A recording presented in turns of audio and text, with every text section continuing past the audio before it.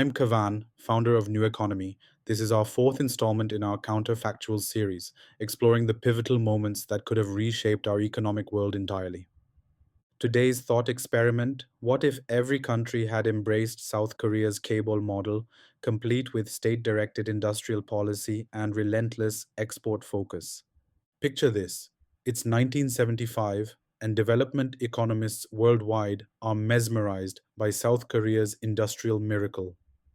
Park Chung-hee's government has just orchestrated something unprecedented, turning companies like Samsung from rice traders into steel producers, then electronics manufacturers, then semiconductor pioneers. The formula seems straightforward: pick national champions, flood them with cheap credit, shield them from foreign competition, then force them to export or die. But here's the puzzle: if the Chaebol model was so obviously successful, why didn't everyone copy it? The answer reveals uncomfortable truths about democracy, political economy, and the price of rapid development.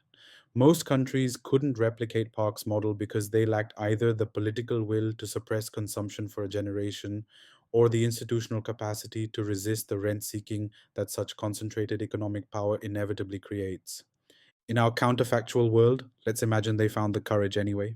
In our alternative timeline, governments worldwide embrace what economists call developmental statism, the Korean playbook of picking winners, providing patient capital, and demanding export performance in return. Brazil's government doesn't just support Petrobras, it creates a diversified Petrobras Samsung hybrid spanning oil, steel, automobiles, and electronics. Britain doesn't privatize British steel.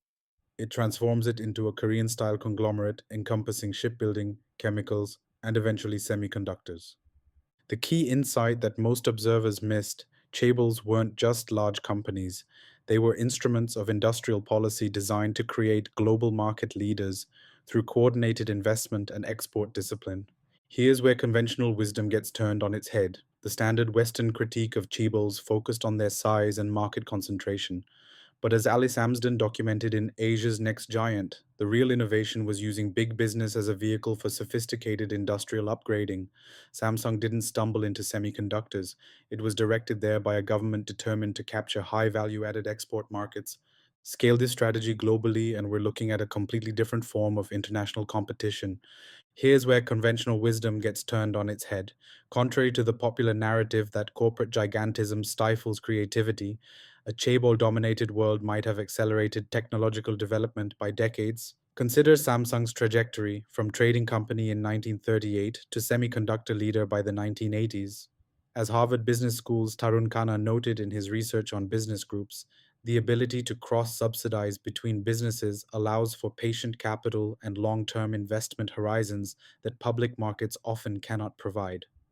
In our counterfactual world, imagine General Electric's Cable cousin funding breakthrough battery research for 20 years without quarterly earnings pressure. Picture Toyota's hypothetical conglomerate sibling developing autonomous vehicles in the 1990s, subsidized by profits from textiles and shipbuilding, the patient capital that made Samsung's semiconductor gamble possible in the 1970s, when it had no technology, no expertise, and no obvious competitive advantage, might have been replicated across industries globally. Yet the innovation story contains a delicious paradox. While Chaebols might have fast tracked certain technologies, they could have inadvertently strangled the very entrepreneurial ecosystem that produced companies like Google or Apple. In South Korea, the dominance of firms like Samsung and LG meant that talented engineers often had only one career path: join the Chaebol. MIT's Alice Amsden observed in Asia's Next Giant that this concentration, while effective for catch up growth, potentially limited the kind of disruptive innovation that emerges from entrepreneurial chaos. The geopolitical ramifications become truly fascinating when we consider that this wasn't just about creating large companies, it was about weaponizing exports to capture global market share. South Korea's chaebols succeeded because they were essentially export machines with domestic operations attached. In our counterfactual world, trade wouldn't just be competition between countries, it would be coordinated economic warfare between state directed conglomerate armies. Imagine the 1980s trade tensions, but instead of Japan's Emiti guided firms competing against America's market driven companies, You'd have state backed conglomerates from every major economy attempting to dominate global markets simultaneously. The World Trade Organization would have faced a fundamentally different challenge, not just managing trade disputes, but refereeing between competing models of state capitalism that all looked suspiciously like South Korea's blueprint. The innovation implications are where this gets genuinely counterintuitive. Critics often assume that large, state directed conglomerates stifle entrepreneurship, but consider Samsung's semiconductor gambit in the 1970s, a move that required betting the company on technology they didn't possess in markets they didn't understand against established competitors with decades of experience. As Tarun Khanna noted, this kind of patient capital and long term investment horizon is precisely what public markets often cannot provide. In our Chaebol dominated world, breakthrough technologies might have emerged decades earlier, funded by cross subsidization between profitable divisions and experimental ventures. But here's the crucial question our counterfactual illuminates: why didn't more countries attempt this model when South Korea's success became undeniable? The answer lies in the political prerequisites that most democracies couldn't stomach. Park Chung-hee's developmental state required suppressing wages, consumption, and democratic participation for nearly 2 decades. Workers accepted low pay because the alternative was rural poverty. Consumers tolerated limited choices because the government promised future prosperity. Political opposition was, quite literally, suppressed. Most established democracies lacked both the political cohesion to impose such sacrifices and the institutional capacity to resist the corruption that concentrated economic power inevitably attracts. When France attempted its own national champions strategy in the 1960s, it produced bureaucratic inefficiency rather than export dynamism. When Britain tried to create industrial conglomerates, they became vehicles for political patronage rather than technological advancement. The Korean model succeeded precisely because it emerged from unique historical circumstances: post war devastation that made radical state intervention acceptable, security threats that justified authoritarian discipline, and Confucian cultural values that emphasized collective sacrifice over individual consumption. The labor implications offer perhaps the most counterintuitive insight. While chaebols are often criticized for creating rigid employment hierarchies, they also provided remarkable job security and internal mobility. In a chaebol dominated world, the gig economy might never have emerged. Why freelance when your conglomerate offers lifetime employment and the chance to rotate between industries? The creative destruction that Joseph Schumpeter celebrated might have been replaced by creative reshuffling within corporate families. Environmental consequences tell an intriguing story. Chaeble's long term orientation and diversified portfolios might have made them early adopters of sustainable practices, not from altruism, but from necessity. When your business empire spans multiple industries for decades, environmental degradation becomes a portfolio risk.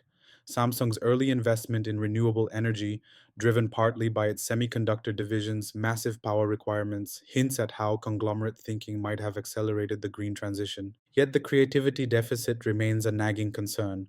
The garage to global giant mythology that produced Microsoft and Facebook requires a certain entrepreneurial anarchy that conglomerates, by their very nature, tend to bureaucratize. As Korean economist Ha Jun Chang noted in 23 Things They Don't Tell You About Capitalism, large corporations are actually planned economies that happen to operate within market systems. A world of chaebols might have been a world of extremely efficient planned economies competing against each other, productive, but perhaps lacking the serendipitous breakthroughs that come from true entrepreneurial chaos. In our counterfactual world, where every major economy somehow overcame these obstacles, the results would have been extraordinary and terrifying in equal measure. Export competition would have reached levels that make today's trade wars look like friendly disagreements. When every country is trying to subsidize their way to export dominance through state backed conglomerates, someone has to import all those goods. But who?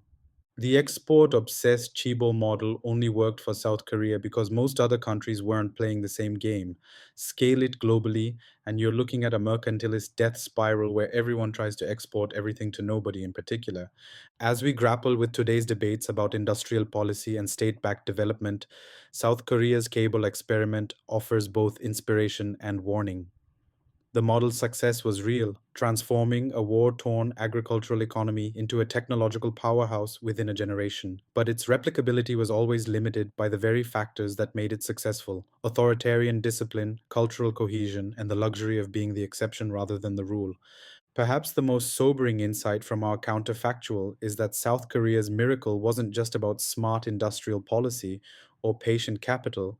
It was about timing, context, and the willingness to pay prices that most societies would find unacceptable. In trying to copy the Chaebol model, the world might have discovered that some economic miracles can only happen once.